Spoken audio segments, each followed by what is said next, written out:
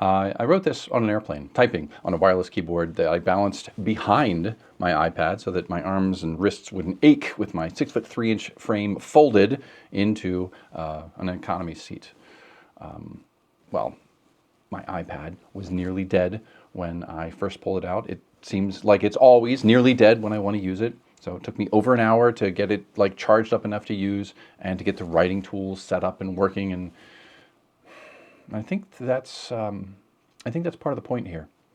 I think a lot of us spend our lives figuring things out and setting things up instead of doing things and finishing them.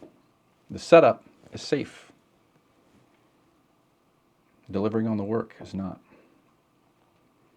I'm 51. I'm married. I have 2 adult daughters, 2 young boys, and a 2-family building in New Hampshire. My mother lives downstairs. And I have over 30 years of professional software development experience. I have launched startups. I've worked and built systems at Microsoft, at AOL, at Yahoo. I've done things that have served billions of requests. And, on paper, I've done things.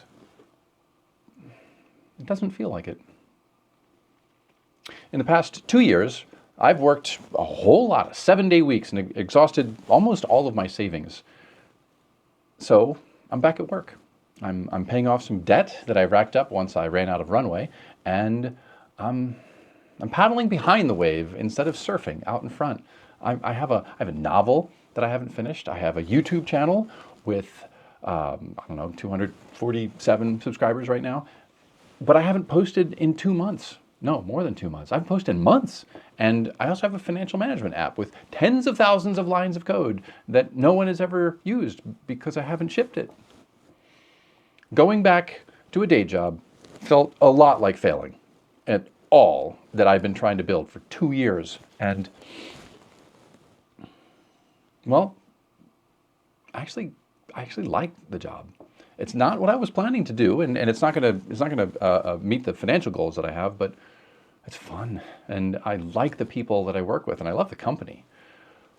When I get to the end of my workday, though, I stare at an empty screen, wanting to write something, anything, and actually create something in the world. But nothing comes, and I just end up scrolling on X or watching other people's YouTube videos. Nearly 5 years ago now, I was in a small personal development group made up of friends of mine. And we met weekly, and as part of this, we would select a partner to do one-on-one exercises. But no one chose me.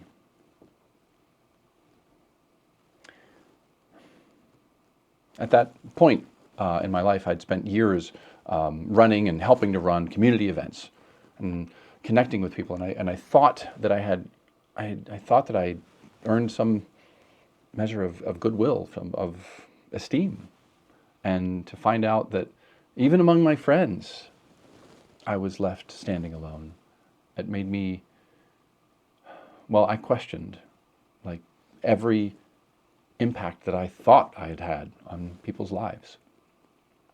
This was on top of an earlier collapse when I separated from my first wife. We were together over 15 years, and close friends, whom I thought were close, shifted out to a polite arm's length, or they disappeared from my life entirely. My own family invited my ex-wife to Thanksgiving, and not me. I went from part of something to alone, completely alone. So this fast forward a few years, that partnering exercise, it confirmed what the divorce had already whispered in my mind, that I was the come along. I was the one that people tolerate so that they can spend time with the one who's actually engaging and interesting and enjoyable to be around. And I've carried that story for years. And actually, when I was writing this, here's what I wrote on the airplane, believing it completely. My tastes are unpopular. My opinions are rooted in nothing, and I offer nothing that people need or want. And there's a darkly compelling part of myself that believes those things. And I'm starting, at least, to recognize that thinking for what it is. It's a verdict I delivered years ago that I keep treating as settled fact when it was only ever one possible interpretation of those events that have multiple explanations. Worse, I've been committing the cardinal sin of extreme confirmation bias. I collect examples that support my worst case interpretations and then ignore or forget anything that contradicts them. For example, I missed the first week of that personal development group.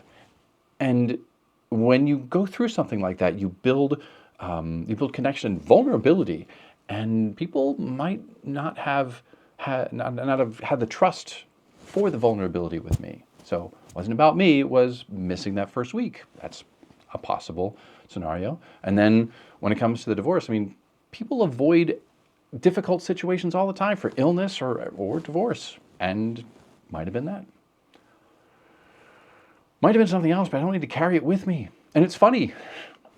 It's not easy to share perspectives that undermine the I'm the villain and I'm not good enough story, even though they would portray me in a better light because they threaten one of my core beliefs. Poking at our core beliefs is hard. It's wicked hard because we get the same sense of fight or flight response within our endocrine system when our psyche is threatened that we do when our physical safety is threatened. To our amygdala, undermining a core belief is exactly the same as getting chased by a bear. This is true even when threatening a core belief that harms us. I'm reading Range by David Epstein, and I came across a passage about dark horses, people who found success, not despite the fact that they bounced from thing to thing, but because of it. They didn't find their path early. They found it by paying attention, excuse me, they found it by paying attention to what fit right now and being willing to change when something fit better. The key is that these dark horses, they didn't look around and measure themselves against other people who started earlier or achieved more at a younger age. They ask a different question. Given who I am at this moment, my motivations, my interests, my skills, my opportunities, what's the best match right now? I want to internalize that. I think I have to internalize it because otherwise, what am I got this despair, a wasteland of confidence, of self-fulfilling doom prophecy. My problem is that I can recite the philosophy and then refuse to practice it at the same time. I'll read the passage, I'll underline it, it'll inspire me, and then I'll spend the next month comparing myself to a 26-year-old who made his first million by January. Knowing isn't doing. Doing is catching yourself in the comparison, recognizing it as a signal to redirect, and then actually redirecting every time, especially when it's hard. Well, I say especially as though that's a special case. It's not. It's always hard. Remember what I said about the fight or flight? I'm in mortal danger every time I threaten my core belief. When I sit down, hoping, expecting to write something novel and interesting and profound, and nothing happens, it's simple, it's easy, it's effortless to accept. And it's just because nothing worthwhile is all I'm ever going to produce. It's a lie, I tell myself. The lie becomes the excuse becomes the reason feeds the lie, and then nothing changes. I could end this with pain, with the pain that I was feeling, and with doubt, with I hope. That was actually how I ended the first draft when I was up in the air. I wrote, I'll do something, I hope. Hope without action is just a polite way of staying exactly where I am. So how do I decide what to do, though? And actually, that's a silly question. And it's something that I've used as an excuse not to do anything at all. It's not like the next thing I do has to occupy the entirety of my life for the next 50 years. If I don't know what to do, then I can do anything. It would be better than what I'm doing now. At worst, I could eliminate one thing I don't like. Here's what I've decided. Well, I'm recording this video right now, 2 days after I wrote that essay. I said that if I didn't come up with something better, I'd read this to the camera. Bye. It terrified me, actually. But maybe terror is the point. One pattern that I've noticed in myself is that I build extensively, and I almost never finish things. Building is safe. I can build for months on end, 7 days a week. To ship something, though, to finish it, to put it out there, ooh, that means finding out if people actually like it or if anyone cares. My dark inner child would much rather protect me from the risk than face the fear of what might happen if I step outside my doubts. I need to put that child to bed. I also made one other commitment, and this one's actually harder for me. I'm going to stop collecting evidence for that verdict I've already pronounced on myself, that I'm not useful. Every social interaction, whether it's online or offline, it's not a data point about my worth. Most things that people say or don't say have nothing to do with me and everything to do with their own lives and their own problems. I have to interrupt the pattern. As part of that, I'm doing this in public. This is my building in public. Not because I have all the answers. I think that's obvious by now.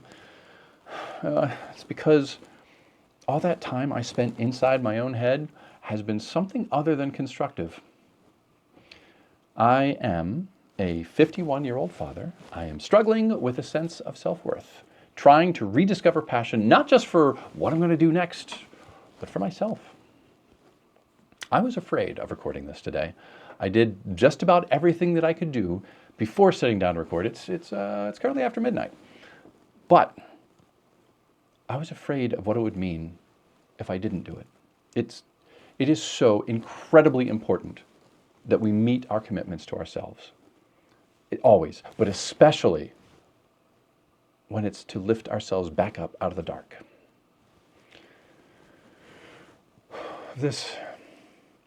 If this meant something to you, let me know. God knows I know how it feels. Thank you for listening.